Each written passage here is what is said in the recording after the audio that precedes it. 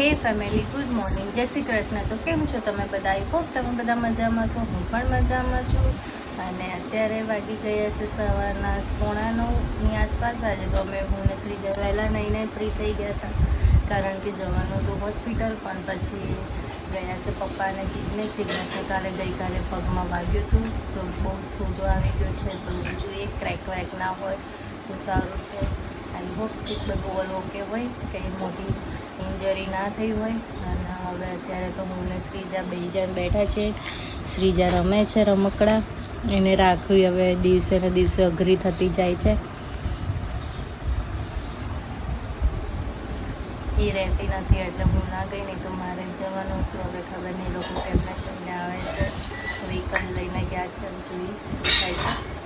જે હશે હું આગળ તમને બ્લોગમાં અપડેટ કરીશ. તો બસ આગળ બ્લોગમાં બન્યા રહેજો.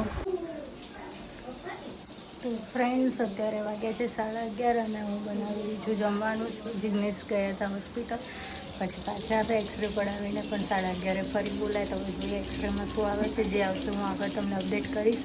અને બીજું શ્રીજા એના બા સાથે રમે છે અને હું બનાવીશ હવે રોટલી. અને એક બાજુ ચાલી રહ્યો છે વરસાદ.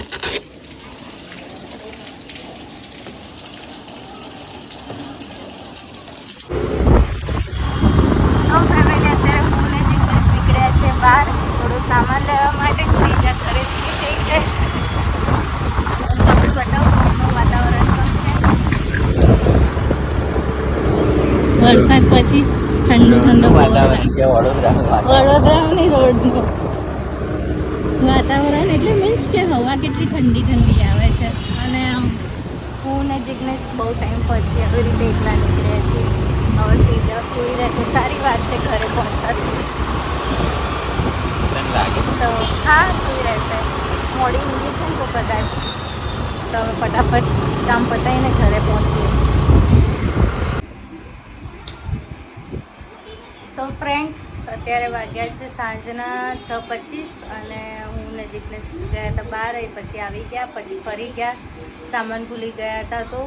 અને આવીને જમવાનું બનાવ્યું. અને શ્રીજા ત્યાં ઘડી ઉઠી ગઈ હતી, તો રડ કરી મૂક્યું હતું ને બેટા? રડતી હતી તું? અને અત્યારે તો કંઈ છે નહીં. હા, જિગ્નેશનો રિપોર્ટ આવી ગયો છે, એક્સરેનું કશું જ નથી. તો હવે તો ખાલી નોર્મલ વાગ્યું તો એનો સોજો હતો.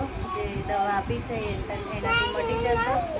અને હવે અત્યારે તો બેઠા છીએ, જમવાનું બનાવીશું ને જમીશું. તો આજના બ્લોગને અહીંયા જ એન્ડ કરીએ છીએ. વિડીયો પસંદ આવે તો લાઈક કરજો, ચેનલમાં નયા હોય તો સબસ્ક્રાઈબ કરજો. તો મળીએ કાલે એક નવા વિડીયો સાથે.